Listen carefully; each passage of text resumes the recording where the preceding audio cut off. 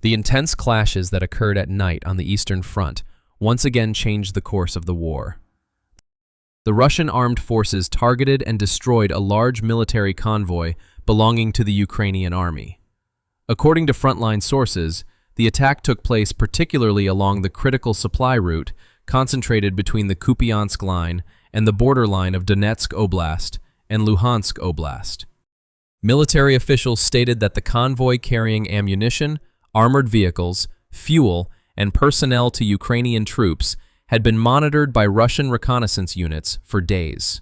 With the help of satellite images, unmanned aerial vehicles, and electronic intelligence, the route of the convoy was clearly identified. It was stated that the operation was part of a coordinated attack that had been prepared for a long time. The attack began in the early morning with artillery fire. Russian troops first struck the front and rear sections of the convoy with intense rocket and artillery fire. Thus, the vehicle's maneuverability was eliminated. Then kamikaze drones and guided missiles were deployed. Within minutes, dozens of trucks, armored personnel carriers, and ammunition vehicles on the road were engulfed in flames. In the images from the front, burning vehicles, exploding munitions, and dense clouds of smoke along a line stretching for kilometers were striking. Military sources reported that the attack was a complete destruction operation, and that the majority of the convoy was rendered completely unusable. According to Russian defense sources, a large number of Ukrainian soldiers were killed or seriously injured as a result of the attack. It was reported that the survivors were forced to scatter into the surrounding forested areas and small settlements. It was reported that some units had completely lost contact with their command hierarchy. One of the most critical aspects of the operation was the nature of the equipment carried by the convoy. Authorities stated that among the destroyed vehicles were Western-made armored carriers, mobile air defense systems, and long-range artillery shells. This loss is considered to seriously weaken the Ukrainian army's defensive capacity on the Eastern Front. According to military analysts, Russia not only destroyed a convoy with this attack, but also significantly disrupted Ukraine's operational plans in the region. Because the shipment in question was of a scale that would meet the needs of the frontline troops for several weeks. The cutting of this line could cause many Ukrainian units to experience shortages of ammunition and fuel. After the attack, Russian artillery units also targeted escape routes in the area. Elements attempting to retreat were struck by secondary bombardments. This tactic was described by military sources as a double blow. The convoy was stopped with the first attack, and in the second phase, rescue and recovery attempts were thwarted. The Ukrainian side, on the other hand, limited itself to sharing minimal information about the incident. In a brief statement from Kiev, it was acknowledged that intense fighting continues on the Eastern Front, and that some units have suffered losses. However, no official figures have been released regarding the size of the destroyed convoy and the number of casualties. The images shared on social media by some Ukrainian soldiers serving on the front line revealed the seriousness of the situation. Burned vehicle wrecks, shattered ammunition crates, and abandoned weapons laid bare the heavy losses in the region. Russian military officials claim that this operation consolidated operational superiority on the Eastern Front. According to the statements, the Ukrainian army's capacity to deploy new troops and equipment to the region has been severely impacted. Additionally, it was claimed that some defense lines have become unsustainable. Experts are also drawing attention to the timing of this attack. The recent intensification of clashes along the Eastern Front in the past weeks indicated that both sides were preparing for a new front offensive. Russia's targeting of the convoy may aim to weaken Ukraine's planned possible counteroffensives before they even begin. Local sources in the region report that Ukrainian troops have withdrawn from some frontline positions following the attack. It is reported that units, especially those deprived of supply support, are struggling to hold their defensive lines. This situation could lead to new territorial losses on the front line in the coming days. Military circles describe the events as an erasure from the map operation, because it is not only a loss of personnel, but also the complete elimination of the unit's combat capacity.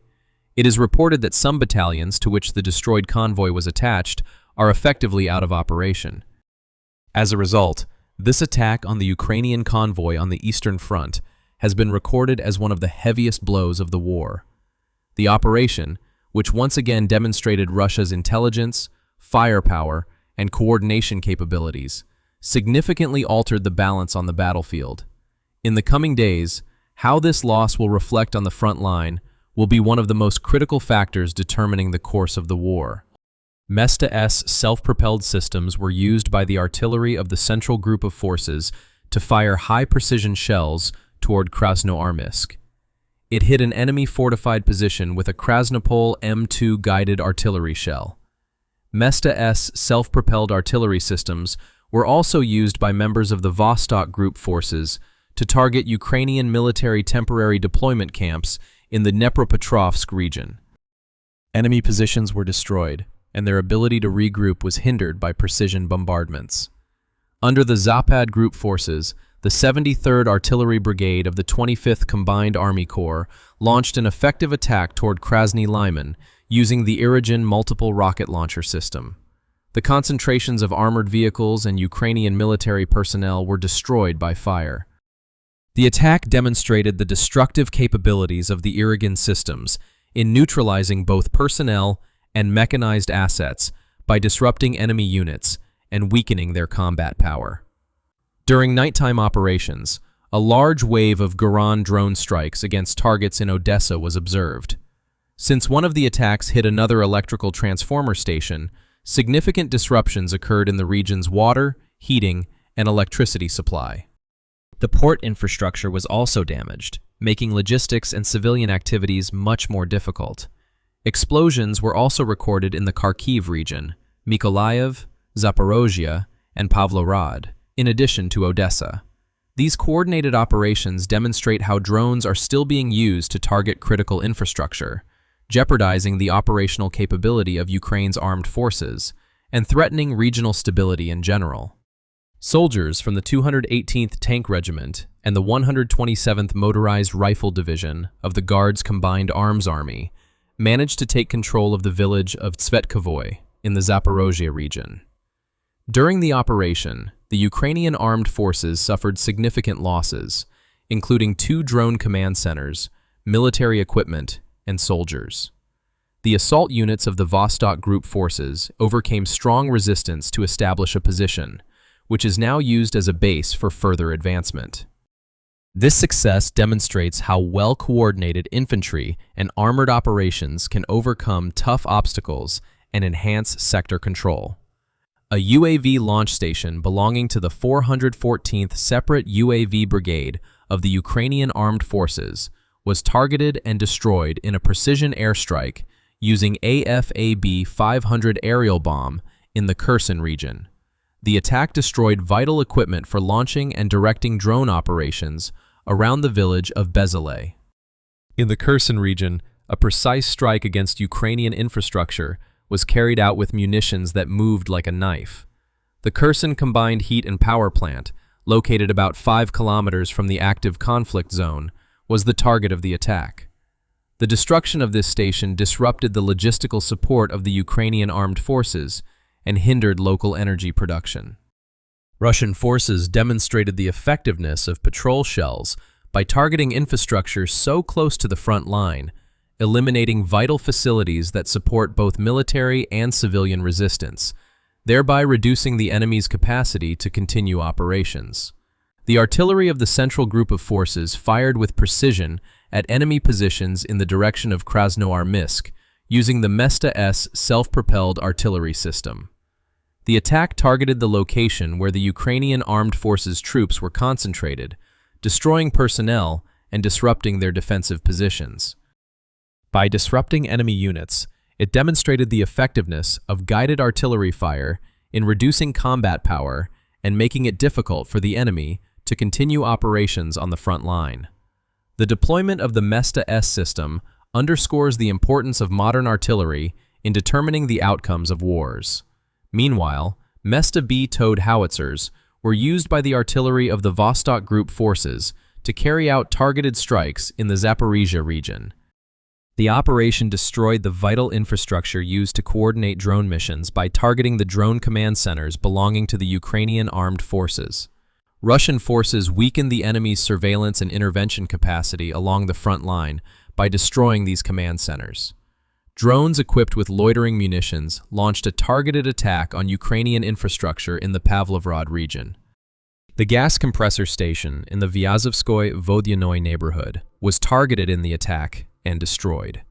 This facility supported the logistical operations of the Ukrainian armed forces and helped maintain the energy supply in the region. Russian forces disrupted energy distribution and undermined the enemy's capacity to maintain reliable supply lines and communication by destroying the compressor facility. In a video shot in the Kharkiv region, multiple precision strikes with Fab 500 aerial bombs against the temporary deployment camp of the 22nd Separate Mechanized Brigade of the Ukrainian Armed Forces are shown. Powerful explosions destroyed enemy equipment and positions gathered around the village of Vederny Arden. Russian forces thwarted the enemy's attempts to regroup and reduce their operational capabilities at the front line by attacking this deployment point. The Southern Group Forces drone operators, with a first-person perspective, carried out a precise attack against enemy artillery assets in the Special Military Operations Zone. The drones were able to locate and destroy a 120mm mortar belonging to the Ukrainian armed forces. By eliminating this weapon, the enemy's defensive capabilities were weakened, and their ability to conduct indirect fire on Russian positions was reduced. The exercise demonstrates how FPV drones suppress enemy weapons on the front line with precision and speed, effectively countering artillery threats. In the North Group Forces area, precision missile strikes against enemy positions were carried out by A-52M attack helicopters. The operation targeted both the insurgents and armored vehicles, destroying the soldiers and equipment belonging to the Ukrainian armed forces. These precise strikes disrupted defense plans and restricted the enemy's movement in the area. Ka-52M operators have proven the vital role of modern attack helicopters in eliminating armored threats on the front line and weakening fortified positions by combining sophisticated targeting systems with powerful missile weapons. A powerful FAB-3000 airstrike hit the temporary deployment point of the Ukrainian Armed Forces 49th Separate Assault Battalion near the village of Konstantinovka. The battalion's combat readiness was severely disrupted due to a large explosion that destroyed people and equipment gathered in the field. The use of the Fab 3000 demonstrates how devastating heavy air weapons can be in destroying entrenched targets and reducing the overall combat power of the Ukrainian armed forces. Attack drone operators from the 14th Guards Brigade intervened against the armored vehicles of the Ukrainian armed forces, advancing in the Vostok Group Forces sector.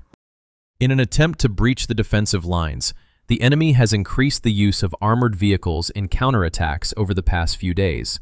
However, these threats are continuously neutralized by precise drone strikes, which destroy armored combat vehicles and kill personnel. The result shows how drones can halt mechanized assaults, limit enemy movements, and maintain control over the battlefield, even under increasing pressure. Rubicon Center's drone operators continued their aggressive operations by targeting various assets of the Ukrainian armed forces.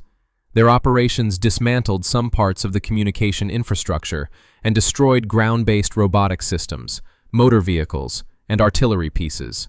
Along with many enemy drones, UAV command stations and temporary deployment areas for Ukrainian armed forces soldiers were also destroyed.